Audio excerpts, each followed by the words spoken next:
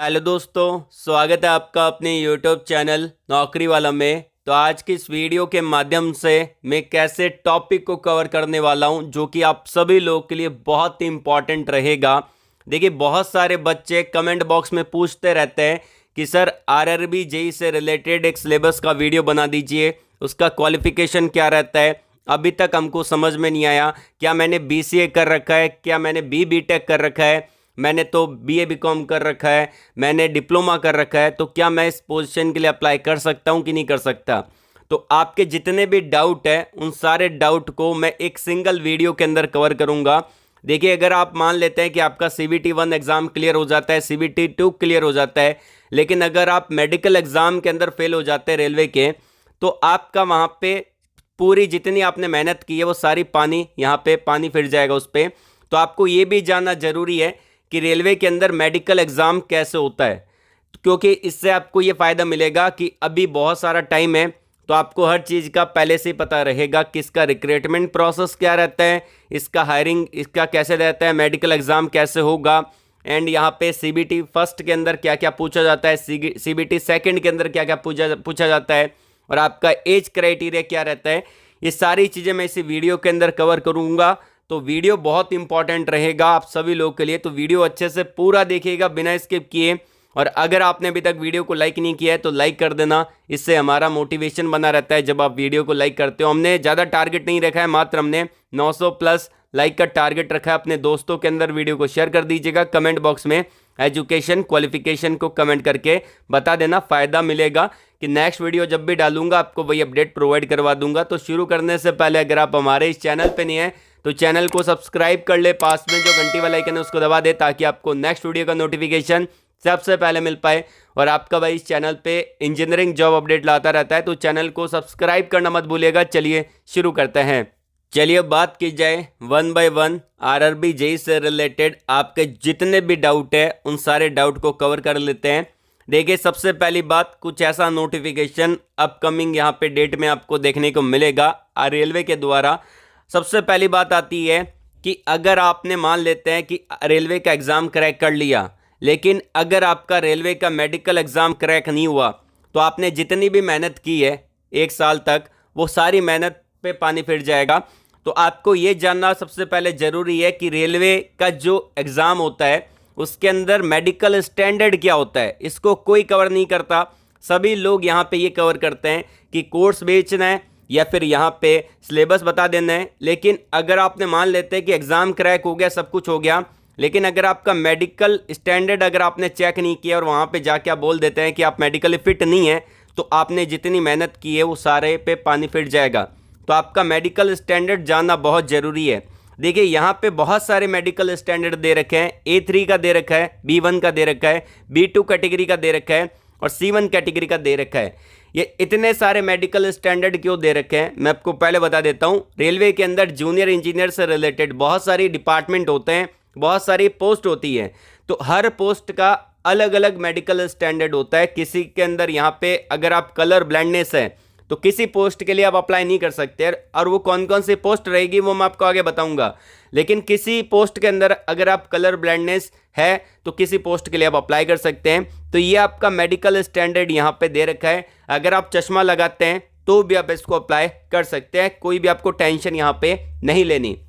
बस आपको ये मेडिकल स्टैंडर्ड एक बार देख लेना है, जैसे कि फिजिकली आप पूरे फिट होने चाहिए, पहली बात तो यहाँ पे दे रखा है। दूसरा, यहाँ पे जो A3 मेडिकल जो आपका स्टैंडर्ड है उसके अंदर आपका डिस्टेंस विजन 6/9 का होना चाहिए, और नियर विजन आपका 0.6 यहाँ पे होना चाहिए विदाउट ग्लासेस। एंड यहाँ पे अगर आप यहाँ पे जो रहेगा must pass test for colour vision, आपको टेस्ट पास करना पड़ेगा। Binocular vision, night vision and जो आपका मैस्कोपिक रहता है वो विजन आपको पास करना पड़ेगा। उसके अलावा यहाँ पे अगला रहता है B1 कैटेगरी, तो आप उसको भी देख लीजिएगा। B2 कैटेगरी तो आप उसको भी देख लेना है, और C1 कैटेगरी तो आप उसको भी यहाँ पे देख सकते हैं। देखिए, रेलवे का जो ALP का एग्जाम होता है उसके अंदर अगर आप कलर ब्लाइंडनेस है तो आप वहाँ पे अप्लाई नहीं कर सकते। बहुत सारे बच्चों ने वो छोड़ दिया होगा क्योंकि बहुत सारे बच्चों को यहाँ पे कलर ब्लाइंडनेस रहता है। तो अगर आप कलर ब्लाइंडनेस है, आपको प्रॉब्लम है, ग्रीन और रेड के अंदर आपको थोड़ा दिखता नहीं है, तो आप जूनियर इंजीनियर पे जा सकते हैं। ये एक बढ़िया पोजीशन है और एक वाइट कलर जॉब है, बढ़िया सैलरी के साथ यहाँ पे रहते हैं। बाकी यहाँ पे अगर आपका सिलेक्शन हो जाता है तो आप अपने मेडिकल स्टैंडर्ड के अकॉर्डिंग देख सकते हैं। इसका जो एज लिमिट रहता है 18 से 33 साल रहता है। मैंने 2018 में जो नोटिफिकेशन है उसको रेफरेंस मान के लिया है। बाकी यहाँ पे इस बार जो एज लिमिट रहेगा, क्योंकि 5-6 साल बाद निकल रहा है, तो 18 से लेके 35 साल तक यहाँ पे रह सकता है। बाकी 2 साल का रिलैक्सेशन दे सकते हैं, रेलवे पे डिपेंड करता है। बाकी यहाँ पे जो रेलवे का यहाँ पे एज क्राइटेरिया रहता है वो 18 से 33 रहता है। रिलैक्सेशन आपको मिल जाता है 5 साल का, 3 साल का, 10 साल का, 13 साल का, 15 साल का। ये रेलवे का रिलैक्सेशन मिल जाता है कैटेगरी वाइज। एसएसटी कैंडिडेट को 5 साल का रिलैक्सेशन मिलेगा, और जो आपके ओबीसी कैंडिडेट है उनको 3 साल का, और पीडब्ल्यूडी कैंडिडेट को 10 साल का। फॉर ए जनरल ओबीसी जो पीडब्ल्यूडी कैटेगरी में आते हैं उनको 13 साल का, और पीडब्ल्यूडी के अंदर अगर आप एसएसटी कैंडिडेट है तो 15 साल का एज रिलैक्सेशन आपको मिल जाता है। तो हमने एज क्राइटेरिया देख लिया, हमने मेडिकल स्टैंडर्ड देख लिया, क्योंकि मेडिकल स्टैंडर्ड आपका अलग अलग टाइप के रहते हैं, वो अलग अलग पोजीशन के रहते हैं, उसको मैं आपको आगे यहाँ पे डिस्कस कर लूँगा। अब बात आती है यहाँ पे सबसे इंपॉर्टेंट पॉइंट कि इसका रिक्रूटमेंट प्रोसेस क्या रहता है। देखिए यहाँ पे जो रिक्रूटमेंट प्रोसेस रहता है, सबसे पहली बात यहाँ पे आपको एक सीबीटी एग्जाम देना पड़ता है। सीबीटी स्टेज फर्स्ट आपका होता है। उसके अंदर क्या रहता है, वो आपका 90 मिनट का रहेगा फॉर ए जनरल, ईडब्ल्यूएस, और जो आपके यहाँ पे पीडब्ल्यूडी कैंडिडेट के लिए यहाँ पे 120 मिनट का होता है। बाकी अगर आप किसी भी कैटेगरी में आते हैं तो आपका 90 मिनट का होता है। 90 मिनट का एग्जाम होता है, और नंबर ऑफ क्वेश्चन आपके यहाँ पे 100 रहेंगे, तो 100 क्वेश्चन आपको देखने को मिल जाते हैं। उसके अलावा इसका सिलेबस क्या रहता है, इसका नॉर्मल सिलेबस रहता है। इसमें मैथमेटिक्स आता है, जनरल इंटेलिजेंस और रीजनिंग आता है, और जनरल अवेयरनेस आता है, और जनरल साइंस से रिलेटेड सवाल पूछे जाते हैं। तो ये आपका यहाँ पे रहने वाला है। तो इसके अंदर इन्होंने डिटेल से और मेंशन कर रखा है, ये आप देख सकते हैं। टोटल नंबर ऑफ क्वेश्चन यहाँ पे दे रखे हैं कि कितने क्वेश्चन रहेंगे, कितना सेक्शन रहेगा। तो स्टेज फर्स्ट यहाँ पे क्वेश्चन दे रखे हैं और मार्क्स यहाँ पे दे रखे हैं। तो पर क्वेश्चन एक मार्क्स का रहेगा। एंड यहाँ पे मैथमेटिक्स के 30 सवाल आते हैं, जनरल इंटेलिजेंस और रीजनिंग के आपके 25 सवाल आते हैं, जनरल अवेयरनेस के आपके 15 सवाल आते हैं, जनरल साइंस के आपके 30 सवाल आते हैं। टोटल यहाँ पे 100 सवाल होंगे। जो स्कोरिंग सब्जेक्ट है वो आपका मैथमेटिक्स है पहला, दूसरा जनरल साइंस है, तीसरा रीजनिंग है, और अगर आप जीए कर रहे हैं तो ये भी आपका एक स्कोरिंग है। लेकिन जीए में बहुत सारे बच्चे उलझ जाते हैं। तो अगर आप मैथमेटिक्स, रीजनिंग और जनरल साइंस को लेकर चलेंगे तो आपके मान के चलिए अच्छा खासा स्कोर यहाँ पे बन सकता है। 100 क्वेश्चन रहेंगे, 100 मार्क्स रहेंगे, 90 मिनट यहाँ पे 1.5 घंटा आपको यहाँ पे मिलेगा for a all category. PWD candidate को यहाँ पे जो मिलता है वो आपको यहाँ पे 120 मिनट, यहाँ पे 2 घंटे उनको मिलते हैं। बाकी यहाँ पे जैसे आप सीबीटी फर्स्ट एग्जाम को क्रैक कर लेते हैं, उसमें आपका नाम आ जाता है, उसका रिजल्ट अनाउंस होगा। उसके बाद अगर उसमें नाम आ गया तो आपको सीबीटी सेकंड यहाँ पे देना पड़ेगा। अब सीबीटी सेकंड के अंदर क्या रहता है, ध्यानपूर्वक देख लेना। इसमें 120 मिनट का समय मिलता है, लगभग आपको यहाँ पे 2 घंटे का समय मिलता है। For a all category PWD candidate को 160 मिनट का समय मिलता है। नंबर ऑफ क्वेश्चन आपके यहाँ पे 150 रहेंगे, तो 150 क्वेश्चन यहाँ पे रहेंगे। उसके अलावा सिलेबस इन्होंने दे रखा है, तो हम पहले देख लेते हैं यहाँ पे अच्छे से कि क्या क्या आएगा। तो यहाँ पे जो स्टेज सेकंड है उसके क्वेश्चन है, स्टेज सेकंड के मार्क्स दे रखे हैं। सबसे पहली बात, जो आपका जनरल अवेयरनेस रहेगा वो 15 मार्क्स का आएगा। नंबर ऑफ क्वेश्चन 15 है, 15 मार्क्स का यहाँ पे आएगा। फिजिक्स और केमिस्ट्री से रिलेटेड आपके 15 क्वेश्चन 15 मार्क्स के आएंगे। बेसिक कंप्यूटर से रिलेटेड 10 क्वेश्चन 10 मार्क्स के आएंगे। जो आपका एनवायरनमेंट है उससे रिलेटेड आपके 10 क्वेश्चन 10 मार्क्स के आएंगे। बाकी जो आपकी टेक्निकल एबिलिटी है उसके अंदर 100 क्वेश्चन 100 मार्क्स के आएंगे। टोटल आपको 150 क्वेश्चन 150 मार्क्स के मिलेंगे। टाइम आपका रहेगा 120 मिनट का। नेगेटिव मार्किंग सभी में होगा। तो अगर आप स्टेज फर्स्ट दे रहे हैं, स्टेज सेकंड दे रहे हैं, तो उसमें नेगेटिव मार्किंग यहाँ पे होगा। अब सबसे इंपॉर्टेंट पॉइंट कि बहुत सारे बच्चों को ये डाउट रहता है कि वर्चुअल कैलकुलेटर वहाँ पे अलाउ है कि नहीं है। वर्चुअल कैलकुलेटर वहाँ पे होता है, कैलकुलेटर वहाँ पे अलाउ नहीं है। कंप्यूटर में जब आप स्क्रीन पे एग्जाम देंगे तो वहाँ पे आपको एक वर्चुअल कैलकुलेटर का ऑप्शन मिलेगा, उसको यूज़ करके आप अपनी कैलकुलेशन को कर सकते हैं। सीबीटी सेकंड एग्जाम के अंदर जो कि टेक्निकल से रिलेटेड होता है, जब आपका टेक्निकल का सेक्शन ओपन होगा तभी आप वर्चुअल कैलकुलेटर का यूज़ कर पाएंगे। बाकी यहाँ पे जो सीबीटी फर्स्ट है उसमें कोई कैलकुलेटर आपको यूज़ नहीं करना है। उसके अलावा यहाँ पे बात की जाए कि सिलेबस क्या रहता है। अब सभी को डाउट रहता है यहाँ पे कि एक चीज़ का कि यहाँ पे क्वालिफिकेशन क्या रहता है और उसके अंदर मेरी ब्रांच एलिजिबल है कि नहीं है। बहुत सारे बच्चे पूछते रहते हैं कि सर मेरी ब्रांच टूल्स एंड यहाँ पे मशीन जो आपका मशीनिंग इंजीनियरिंग है मैंने यहाँ पे कर रखा है, तो मैं एलिजिबल हूँ कि नहीं हूँ। मैंने टूल एंड डाई मेकिंग के अंदर कर रखा है, क्या मैं एलिजिबल हूँ कि नहीं हूँ। बिल्कुल यहाँ पे मैं आपको बता देता हूँ। देखिए सबसे पहली बात, मिनिमम एजुकेशन क्वालिफिकेशन 3 साल का रहता है, और अगर आपने बीटेक कर रखा होता है तो भी आप इसको अप्लाई कर सकते हैं फॉर ए आरआरबी जेई के लिए। देखिए यहाँ पे जो मैकेनिकल और उन्होंने मेंशन कर रखा है अलाइड इंजीनियरिंग, अलाइड ब्रांच मतलब कि उससे रिलेटेड जितने भी ब्रांच है, कोई भी ब्रांच हो, आपका मैकेनिकल एज ए सब्जेक्ट है तो आप इसके लिए एलिजिबल हैं। अब यहाँ पे आप देख सकते हैं कि इन्होंने दे रखा है कि बीटेक को डिप्लोमा एलिजिबल है अगर आपकी ब्रांच मैकेनिकल है, प्रोडक्शन है, ऑटोमोबाइल है, मैन्युफैक्चरिंग है, मैक्ट्रॉनिक्स है, इंडस्ट्रियल है, मशीनिंग है, टूल एंड डाई मशीनिंग है, टूल एंड डाई मेकिंग है, combination of any stream of basic stream, मतलब कि बेसिक स्ट्रीम मतलब कि क्या, मैकेनिकल अगर आपका कोई सब्जेक्ट है तो आप इसको अप्लाई कर सकते हैं। उसके अलावा आता है इलेक्ट्रॉनिक्स एंड अलाइड इंजीनियरिंग, इसके अंदर आपकी इलेक्ट्रॉनिक्स एलिजिबल है, और combination of any stream of basic stream, अगर आपका इलेक्ट्रॉनिक्स एज ए सब्जेक्ट है सेकेंड ईयर के अंदर तो आप इसको अप्लाई कर सकते हैं। उसके अलावा आता है electronics and electrical and allied engineering, ये दे रखा है, और आपका इलेक्ट्रॉनिक्स है ये आपका दे रखा है।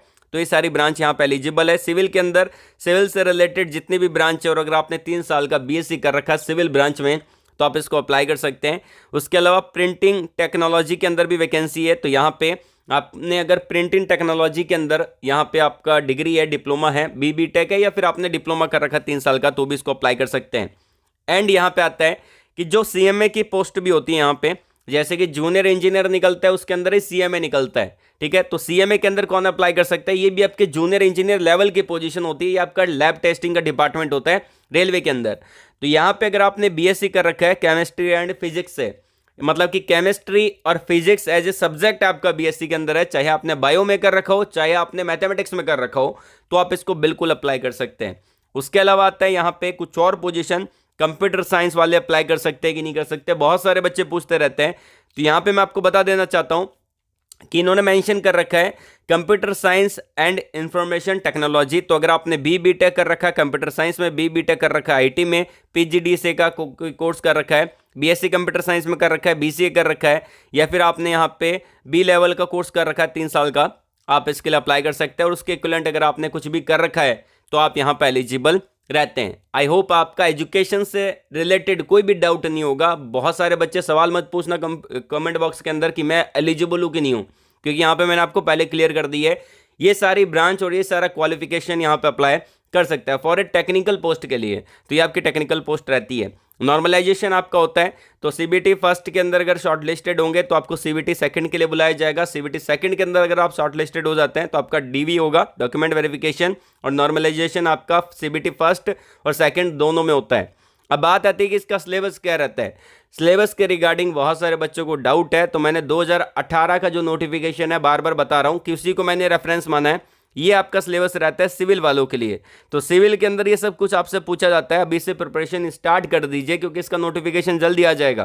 तो यहाँ पे आपका मैकेनिक्स आता है, इंजीनियरिंग मैकेनिक्स आता है, उसके अलावा बिल्डिंग कंस्ट्रक्शन आता है, बिल्डिंग मटेरियल आता है, कंस्ट्रक्शन ऑफ सब स्ट्रक्चर आता है, तो ये सब कुछ आपका आएगा, ठीक है। ये आपका सिविल का सिलेबस है, सिविल का काफ़ी बड़ा सिलेबस होता है, तो ये आपका सिविल का सिलेबस है। उसके अलावा यहाँ पे इलेक्ट्रिकल का सिलेबस यहाँ पे रहता है, उसके अंदर आपका बेसिक कंसेप्ट आ जाते हैं, रेजिस्टेंस क्या होता है, इंडक्टेंस क्या होता है, कैपेसिटेंस क्या होता है, ये सब कुछ, और सर्किट लॉ आ जाता है, मैग्नेटिक सर्किट आ जाता है, एसी फंडामेंटल आ जाता है, मेजरमेंट एंड मेजरिंग इंस्ट्रूमेंट आ जाता है, तो ये सारी चीज़ें आपकी आएगी। उसके अलावा ये आपका इलेक्ट्रॉनिक्स का दे रखा है, तो इलेक्ट्रॉनिक्स के अंदर ये सिलेबस रहता है, इलेक्ट्रॉनिक्स कंपोनेंट मटेरियल, कंडक्टर क्या होता है, सेमीकंडक्टर क्या होता है, पीएन जंक्शन क्या होता है, डिजिटल इलेक्ट्रॉनिक्स, ये सब कुछ आपका आएगा। तो ये आपका इलेक्ट्रॉनिक्स का यहाँ पे सिलेबस है। उसके अलावा मैकेनिकल का सिलेबस यहाँ पे दे रखा है, इंजीनियरिंग ऑफ मैकेनिक्स आपका आएगा, ठीक है। रिजोल्यूशन ऑफ फोर्स क्या होता है, मटेरियल साइंस क्या होता है, mechanical properties of engineering material, ये सब कुछ आएगा, स्ट्रेंथ ऑफ मटेरियल, ये सब कुछ आपका सिलेबस रहने वाला है। ये सिलेबस मैं आपको प्रोवाइड करवा दूंगा हमारे व्हाट्सअप चैनल पे।